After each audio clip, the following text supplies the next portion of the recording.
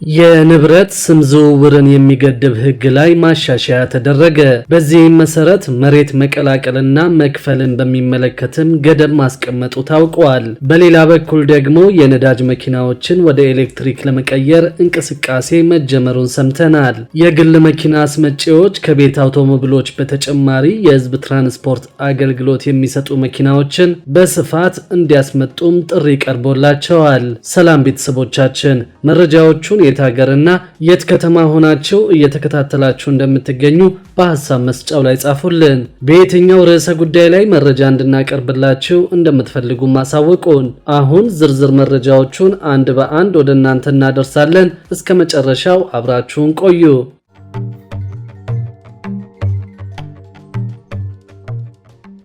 የንብረት ስም ዝውውርን የሚገድብ ሕግ ላይ ማሻሻያ ተደረገ። በዚህም መሰረት መሬት መቀላቀልና መክፈልን በሚመለከትም ገደብ ማስቀመጡም ታውቋል። የህዝብ ተወካዮች ምክር ቤት በከተማ መሰረተ ልማትና ትራንስፖርት ጉዳዮች ቋሚ ኮሚቴ የቀረበለትን የከተማ መሬት ይዞታና የመሬት ነክ ንብረት ምዝገባ ረቂቅ አዋጅ ላይ ከተወያየ በኋላ የከተማ መሬት ይዞታና የመሬት ነክ ንብረት ምዝገባ ረቂቅ አዋጅን በሁለት ተቃውሞና በ3 ድምፅ ተአቅበው በአብላጫ ድምፅ አጽድቋል። አዋጁ የከተማ መሬት አያያዝ ወጥነት ባለው መልኩ በማደራጀት በመላው የሀገሪቱ ከተሞች ያሉ የመሬት ይዞታዎችን መመዝገብ አስፈላጊ በመሆኑ የተሰናዳ መሆኑ ታውቋል። በመሆኑም ወደ ተግባር ሲገባ የመሬት አስተዳደር ስርዓትን ያቀላጥፋል፣ ህገወጥ የመሬት ወረራን፣ ብልሹ አሰራርንና ኢፍትሐዊነትን ለማስቀረት ይረዳል ተብሎም ታምኖበታል። አዋጁ የመሬት ነክ ንብረት ምዝገባን የሚፈቅድ እንዲሁም ደግሞ በመሬት ይዞታ ማረጋገጥ ሂደት ላይ የጊዜ ገደብ የሚያስቀምጥ አንቀጾችን አካቷል። በስራ ላይ የነበረው አዋጅም ሆነ ለማስፈጸሚያነት የወጣው ደንብ በይዞታ ላይ ያለን መብት ግዴታንና ኃላፊነትን ብቻ አረጋግጦ መመዝገብ እንጂ በይዞታው ላይ ስለሚገኝ መሬት ነክ ንብረት ምዝገባ እንዲካሄድ አይፈቅድም ነበር ተብሏል። አዲሱ አዋጅ ግን የከተማ መሬትና ከመሬት ጋር የተያያዘ ሌላ የማይንቀሳቀስ ንብረት ምዝገባ እንዲካሄድበት ስርዓት ይዘረጋል። በሀገር አቀፍ ደረጃ ተቀባይነት ያላቸው መሬትና መሬት ነክ ንብረት ምዝገባ መለያ ኮዶች ስርዓትም ያወጣል። እንዲሁም ደግሞ የመለያ ኮዶቹ በሀገር አቀፍ ደረጃ በከተሞች ተጣጥመው ተፈጻሚ መሆናቸውንም ያረጋግጣል። የከተማና መሰረተ ልማት ሚኒስቴር የተሰጠውን ስልጣን ለመወጣት እንዲያስችል መሬት ነክ ንብረት የሚመዘግብባቸውን ከይዞታ ጋር የተያያዙ ዋና ዋና ጉዳዮች በአዋጁ እንዲካተቱ መደረጉም ተጠቅሷል። ከመሬት በላይና በታች ያለውን እውነታ የሚያመላክት መሬት ነክ ንብረት ምዝገባ ቋሚ ንብረት መረጃን ከይዞታው ጋር ተሳስሮ በወረቀትና በዲጂታል ፎርም ከኦርቶ ፎቶ ጋር ተቀናጅቶ እንደሚዘጋጅም ይገልጻል። የቁራሽ መሬት ማለትም ወሰኑ በምድርና በካርታ ላይ በግልጽ ተለይቶ የመጠቀም መብት የተረጋገጠለት ልዩ የመለያ ኮድ ያለው ነጠላ የመሬት ይዞታ ልዩ መለያ ኮድ ለመሬት ነክ ንብረትም እንደ መለያ ኮድ ሆኖ እንደሚያገለግልም ተደንግጓል። በዚህ መንገድ ተደራጅቶ በመዝጋቢ ተቋም ውስጥ ተደራጅቶ የሚቀመጠው መረጃ ለንብረት ዋጋ ግመታ ዋና ማስረጃ ሆኖ እንደሚያገለግልም ተጠቅሷል። በአዋጁ መሰረት በመሬት ይዞታ ላይ ወይም በታች ያረፈ መሬት ነክ ንብረት ዝርዝር መረጃ ማለትም የንብረቱ አይነት፣ ንብረቱ ያረፈበት ስፋትና ከፍታ፣ ንብረቱ የተገነባበት ጊዜና የቆይታ ጊዜና ሌሎች ተያያዥ መረጃዎችን አጠቃሎ በማረጋገጥ የሚመዘግብ እንደሆነ ያስረዳል። በተመዘገበ መሬት ነክ ንብረት ላይ የሚከሰቱ ለውጦችና መገለጫዎችም እንደሚመዘገቡ የተገለጸ ሲሆን ከላይ የተጠቀሱት ድንጋጌዎች እንደተጠበቁ ሆነው በይዞታው ላይ ስለሚመዘገብ የመሬት ነክ ንብረትና ዝርዝር ተግባራት ክልሎችና ቻርተር ከተሞች በሚያወጡት ደንብና መመሪያ ውስጥ እንደሚገለጽም ተጠቅሷል። በሌላ በኩል በአንድ የመሬት ይዞታ ማረጋገጫ በሚደረግበት ሰፈር የመሬት ይዞታን የማረጋገጥ ሂደት መጠናቀቁ በይፋ እስኪገለጽ ድረስ የመሬት ይዞታ ስም ዝውውር እንደሚታገድ የሚገልጸው ክፍል ላይ ተጨማሪ ጉዳዮች ተካተውበታል። በዚህም መሰረት አዋጁ ከስም ዝውውር እገዳ በተጨማሪ መቀላቀልና መክፈል፣ ማንኛውም በይዞታ ላይ ያለን መብት ክልከላና ኃላፊነት መለወጥ፣ ማስቀረት፣ መቀነስና ማሻሻል የሚችሉ አገልግሎቶች ታግደው ይቆያሉ ብለዋል። በድንጋጌው መሰረት በመሬት ይዞታ ላይ የሚገኝ መብት ክልከላና ኃላፊነትን በተመለከተ መብቱን የሚያረጋግጡ፣ የሚያግዱ ፍርዶች፣ ውሳኔዎች ወይም ትዕዛዝ የሚያስተላልፉ፣ የሚለውጡ፣ የሚያስቀሩ ወይም በመዝጋቢው ተቋም ላይ ተጠያቂነት ሊያስከትሉ የሚችሉ ፍርዱ ወይም ውሳኔ ወይም ትዕዛዙ በመዝጋቢው አካል ከደረሰበት ጊዜ ጀምሮ እንደሚሆንም ያስረዳል። የከተማ መሬት ይዞታና መሬት ነክ ንብረት ምዝገባ ረቂቅ አዋጅ በስራ ላይ ያለው አዋጅ ላይ የተስተዋሉ ችግሮችን ለመፍታት በአዋጁ መጠሪያ ስያሜ እንዲሁም በአንቀጾቹ ላይ ማስተካከያዎችን ያካተተ መሆኑን የታወቀው። በሌላ በኩል ደግሞ የነዳጅ መኪናዎችን ወደ ኤሌክትሪክ ለመቀየር እንቅስቃሴ መጀመሩ ታውቋል። የግል መኪና አስመጪዎች ከቤት አውቶሞቢሎች በተጨማሪ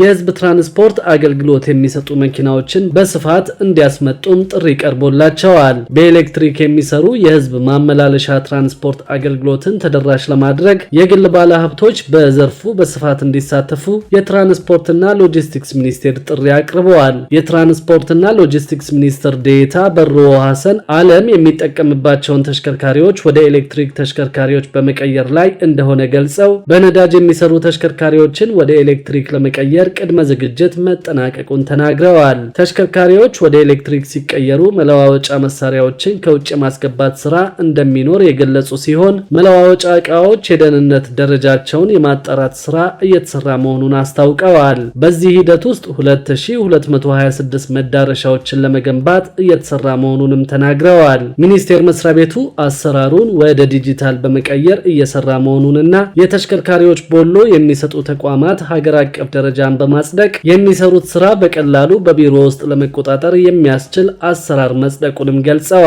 በተመሳሳይ በነዳጅ የሚሰሩ ተሽከርካሪዎች በሀገር ውስጥ እንዳይመረቱና እንዳይገጣጠሙ መታገዱን የኢንቨስትመንት ኮሚሽን አስታውቋል። በመንግስት በተቀመጠው አቅጣጫ መሰረት የኤሌክትሪክ መኪናዎችን ብቻ እናበረታታለን፣ በነዳጅ የሚሰሩ ተሽከርካሪዎች እንዳይመረቱ እንዳይገጣጠሙና ወደ ኢትዮጵያ እንዳይገቡ ለማድረግ ቁርጠኞች ነን። የምናበረታታው የኤሌክትሪክ መኪናዎች በኢትዮጵያ እንዲመረቱ እንዲገጣጠሙና ወደ ሀገር ውስጥ እንዲገቡ ነው ብሏል ሚኒስቴር መስሪያ ቤቱ።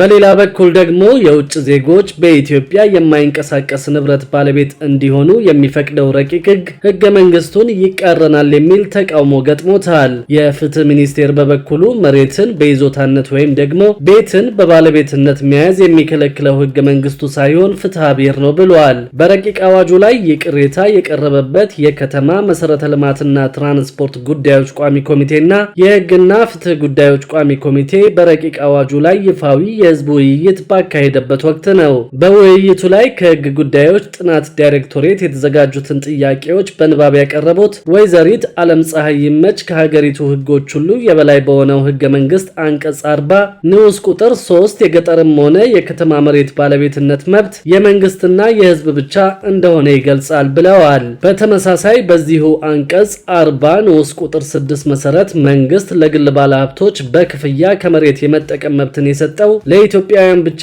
ወይም ደግሞ ለውጭ አልሚዎች እንጂ ለማንኛውም የውጭ ዜጎች አይደለም። ለዚህ ማብራሪያ ቢሰጥበት ሲሉ ጠይቀዋል። የህግና ፍትህ ጉዳዮች ቋሚ ኮሚቴ ጥያቄዎችን በንባብ ያቀረቡት የምክር ቤት አባል በበኩላቸው በህገ መንግስቱ አንቀጽ 40 ንዑስ ቁጥር 6 ላይ የመሬት ባለቤትነት የኢትዮጵያ ብሔሮች ብሔረሰቦችና ህዝቦች መሆኑን እንደተጠበቀ ሆኖ መንግስት ለግል ባለሀብቶች በህግ በሚወሰን ክፍያ በመሬት የመጠቀም መብታቸውን ያስከብርላቸዋል እንደሚልም ጠቅሰዋል። ነገር ግን ስለ ውጭ ዜጎች መብት የሚገልጽ በሌለበት እንዴት የውጭ ሀገር ዜጎችን ባለመብት እንዲሆኑ እናደርጋለን ሲሉ ጠይቀዋል። በምክር ቤቱ ቀርበው ለጥያቄዎቹ ምላሽ የሰጡት የፍትህ ሚኒስቴር ሚኒስትር ወይዘሮ ሃና አርአያ ስላሴ በበኩላቸው በህገ መንግስቱ ላይ በግልጽ እንደተቀመጠው መሬት የጋራ ንብረት ነው ብለዋል። ይህ ሲባል የባለ ይዞታነት መብት ግን ሊኖረው ይችላል ሲሉ አስረድተዋል። ስለዚህ የዜጎች የንብረት መብት በአጠቃላይ ህገ መንግስታዊ ጥበቃ ያለው ነው ያሉት ሚኒስትሯ